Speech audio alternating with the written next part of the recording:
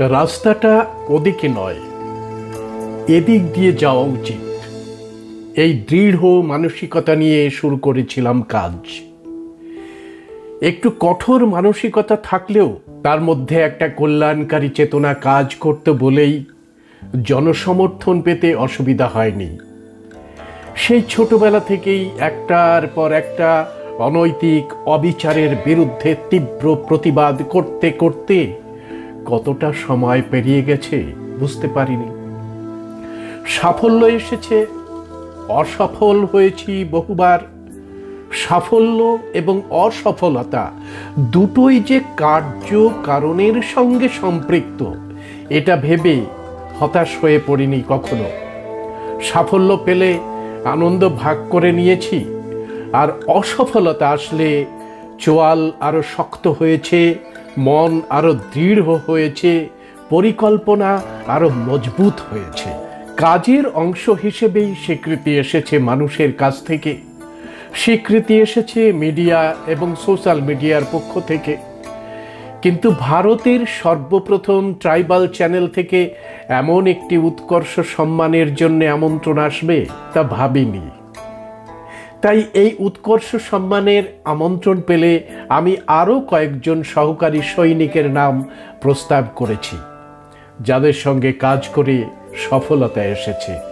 আমি খুশি যে আমার সঙ্গে সেই নির্ভীক দৃঢ় চেতা সহকর্মীদেরও সম্মানিত করেছে ট্রাইব টিভি।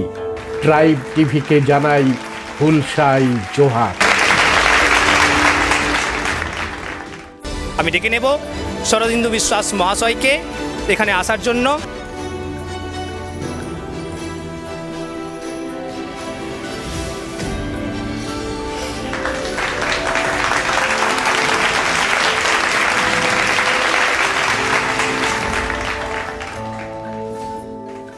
নিতো ইñ হহয়া নডে শিল্প হাতাও লাগিতে মন হাতাও লাগিতে শরদিন্দু বিশ্বাস। আমি শরদিন্দু বিশ্বাস মহাশয়কে ডাকব। আদিবাসীদের জন্য নিরলস প্রচেষ্টা, আদিবাসীদের উন্নতির স্বার্থে একই রকমভাবে যিনি খেটে চলেছেন শরদিন্দু বিশ্বাস।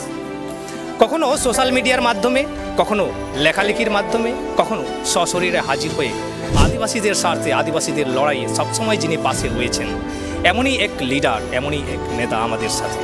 আদিবাসীদের উন্নতির স্বার্থে তিনি বারবার গর্জে উঠেছেন আমাদের এই পশ্চিমবঙ্গে, যার আওয়াজ আজ সমস্ত পশ্চিমবঙ্গের আদিবাসী সমাজকে জাগিয়ে তোলে, যার আওয়াজ সমস্ত আদিবাসীদের নিজেদের না পাওয়ার যন্ত্রণা, নিজেদের বারবার অবহেলিত, শোষিত, বঞ্চিত এরকম এক পরিস্থিতি থেকে নিজেদেরকে উঠিয়ে নেওয়ার জন্য যিনি সবসময় পাশে থেকেছেন, যিনি সবসময় সাথে থেকেছেন, তিনি শরদিন্দু বিশ্বাস।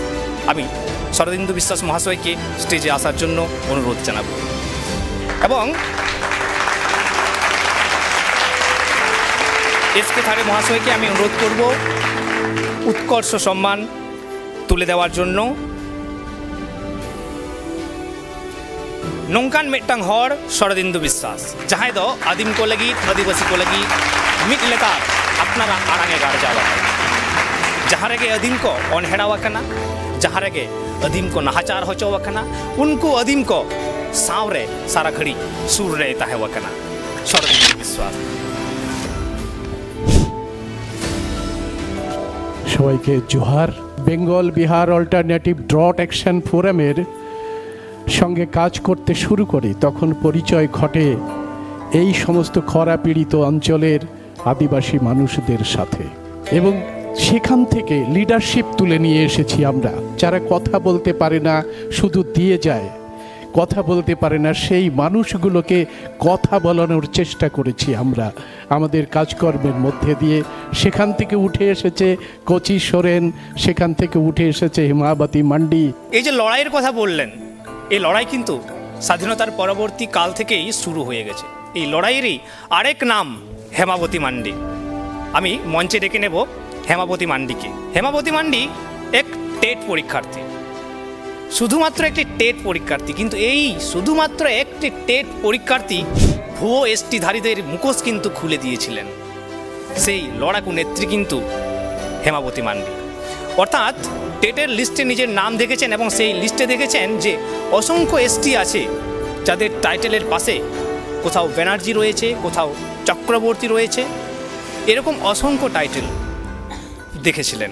হেমাবতী মান্ডি মহামান্য আদালতের কাছে জানতে চেয়েছিলেন যে এনারা কি সত্যি তপশিলি উপজাতি, এনারা কি সত্যি schedule tribe.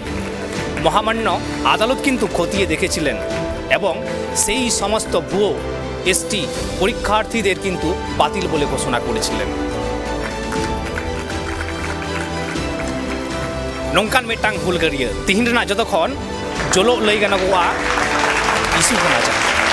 Fake ST नुकु fake ST बाबदते बार बार हुलसई रे डहार जांगे रे आड़गो कना को गदीम को ठीक नुकु को विरुद्ध रे एकदम ऑफिशियली गार्जाव कते जहां को तलके खनाए बाध हो का कुआ उनी हेमवती मांडी अब को ताला रे मेनाय का दिया नोडे आया बार कथा रोड लगिते होई ने हो रहा। আমি নিজেই যখন বঞ্চিত হলাম তখন আমি নিজে চেষ্টা করলাম যে কেন আমি বঞ্চিত। সেখানে দেখলাম যে উচ্চ বর্ণের মানুষেরা চক্রবর্তী, ব্যানার্জি, চ্যাটার্জি, বিভিন্ন পদবীধারী, বিভিন্ন জাতি, তারা কিন্তু এই এসটি সার্টিফিকেটগুলো নিজেদের করে নিয়েছে টাকা পয়সার বিনিময়ে।